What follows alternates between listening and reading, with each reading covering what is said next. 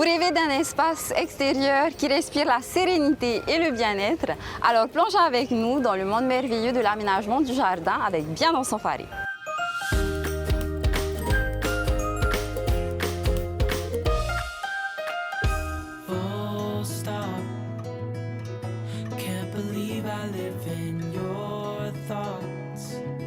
Comme chaque année, la Foire agricole organise le concours du plus beau jardin au programme des créations époustouflantes, des jardins qui ressemblent à des œuvres d'art.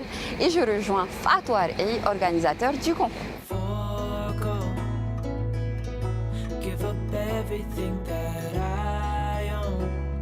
Yorana Fatou Arey. Yorana. Alors, tu es organisateur du concours. Alors, pourquoi vous avez mis en place ce concours? Alors, l'idée en fait de ce concours, c'est de mettre déjà en avant en fait les produits de nos horticulteurs, hein, et de voir aussi leur créativité en fait. Comment ils vont agencer les plantes. Est-ce que vous avez des thèmes chaque année? Oui, cette année, le thème, c'est le jardin tropical. Donc l'idée, en fait, c'est que les participants doivent mettre en avant, bien sûr, nos luxuriantes forêts présentes dans nos îles. On s'attend aussi quand même à ce qu'ils fassent des agencements. Par exemple, est-ce que la plante qui est mise là et celle qui est à côté, comment elles peuvent faire pour se protéger mutuellement? Parce que est-ce que si une plante est malade, cela ne va pas toucher l'ensemble de l'écosystème qu'ils ont mis en place? Ce sont vraiment aussi des questions sur lesquelles on s'attend à ce que les participants nous répondent. Et est-ce que les participants au concours sont forcément des professionnels dans le milieu? Oui, alors c'est une règle fondamentale. Tous les participants doivent être des professionnels du secteur. Ils doivent avoir leur carte professionnelle, donc la carte CAPL. Merci en tout cas Fatou Arey pour ce petit partage. Et puis moi je vais continuer avec la suite avec un membre du jury. Merci à toi Fariro de venir mettre en valeur un peu nos horticulteurs. Marou Metei.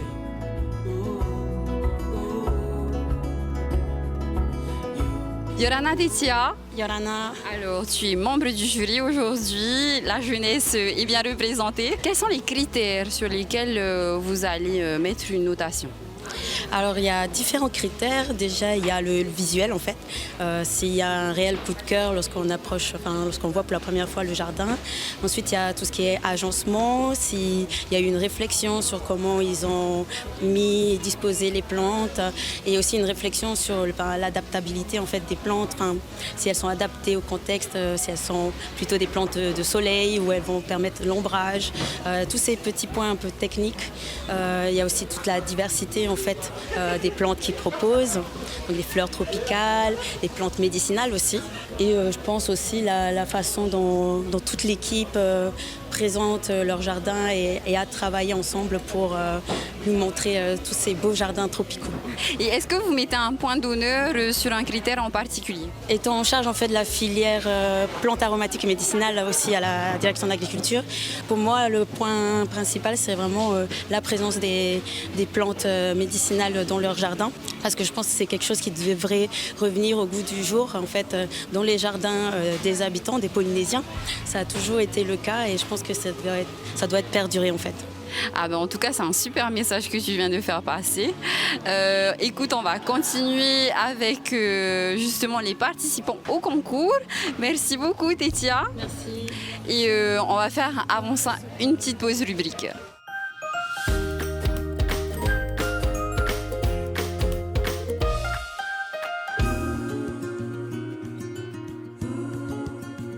On va dire qu'il y a 3 catégories de carrelage. Tu as des grès émaillés, tu as des grès cérame pleine masse et des grès cérame émaillés. De manière générale, le grès cérame pleine masse, c'est naturel, donc très robuste, très dense. C'est cuit à plus de 1300 degrés, donc c'est extrêmement résistant à l'impact. Par contre, c'est un peu plus limité en termes de couleur. On va être plus sur du gris, du noir et du beige naturel. Alors que sur le grès cérame émaillé, c'est une couche d'émail qui a été mise en partie haute. Donc effectivement, ça offre une multitude de possibilités en termes de couleurs, d'effets. Donc au niveau décoration, c'est vraiment l'idéal. Et le grès émaillé, c'est le plus basique, on va dire entrée de gamme, aussi le moins résistant dans le temps. Donc au niveau des formats, on va dire le standard qu'on trouve communément, c'est du 60-60. Mais effectivement, on peut trouver du 75-75, du 80-80, on peut aller jusqu'à du 1m20 par 1m20. Mais on trouve également des grosses plaques qui font 2,60 par 1m20. Carrément des grosses plaques qu'on peut poser comme des feuilles de placo, par exemple sur les murs d'un salon ou d'une salle de bain. Il a largement évolué, c'est-à-dire que par exemple sur les carreaux tendance imitation parquet, il y a encore 10-15 ans, ils étaient un petit peu pixelisés. On voyait que c'était du carrelage. Alors que là, il y a une telle technicité, une telle avancée qu'en fait, lorsqu'on pose une lame de carrelage imitation bois à côté d'une vraie lame de bois, c'est compliqué de faire la différence. On fera la différence lorsqu'on va marcher dessus. Le carrelage est un peu plus frais. Pas plus mal, on est en Polynésie, donc on recherche souvent de la fraîcheur. Par contre, le bois est beaucoup plus chaud. Alors tout ce qui se rapproche des produits naturels, donc effectivement tout ce qui est carrelage, imitation, béton brut ou nuancé, l'effet parquet, imitation bois, mais également tout ce qui est pierre naturelle. Mais effectivement dans les carreaux tendance, on a également les carreaux de ciment, on a aussi le marbre qui reste limite intemporel, mais on a aussi tous les carreaux décoratifs on va dire, donc les petits carreaux artisanaux, les éliges, les hexagonaux et les carreaux de ciment avec une impression.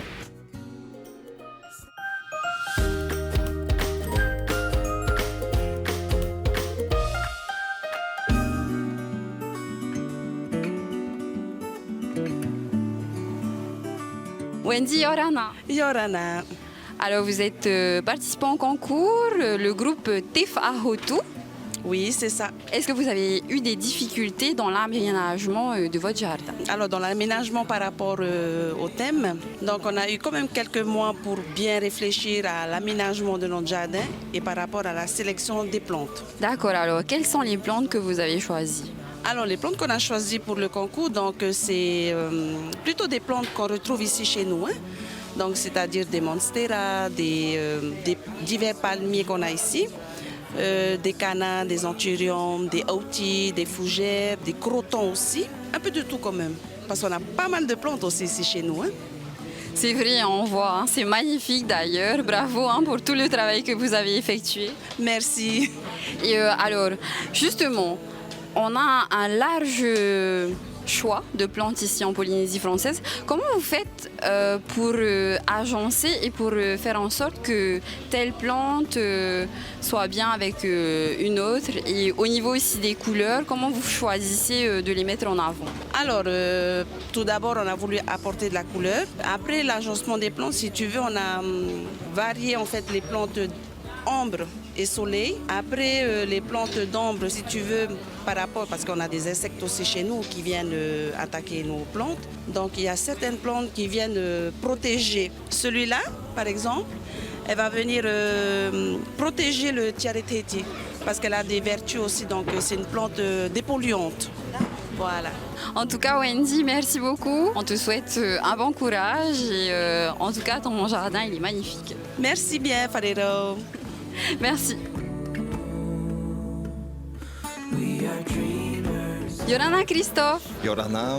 Alors, c'est pas ta première participation au concours? Non, au concours, non. J'en ai déjà fait, ça doit faire 15 ans maintenant que je fais les concours. 40 ans à la foire agricole bientôt l'année prochaine.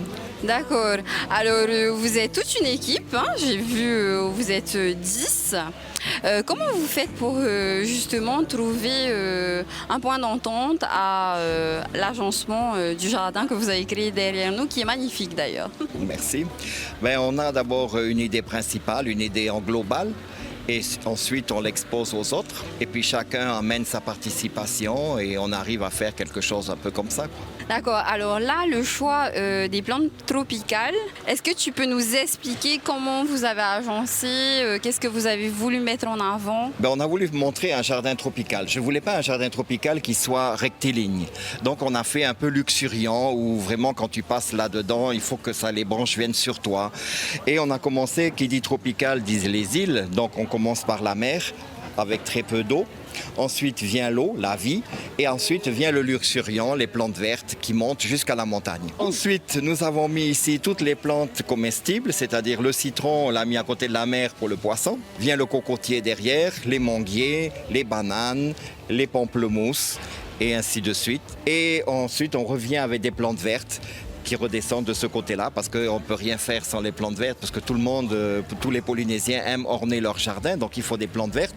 Et on a terminé par le faux santal parce qu'il fallait quelque chose pour montrer aussi que la vie vient aussi des abeilles.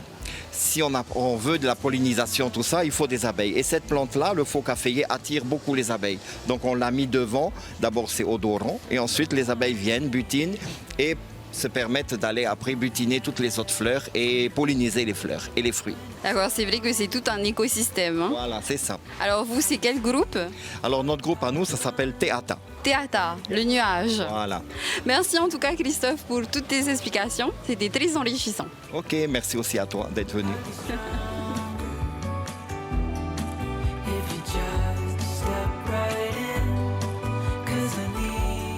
Que vous soyez un jardinier passionné ou à la recherche d'inspiration, j'espère que vous avez trouvé votre bonheur. C'est déjà la fin. N'hésitez pas à nous suivre sur les réseaux. On se voit la semaine prochaine. Nana!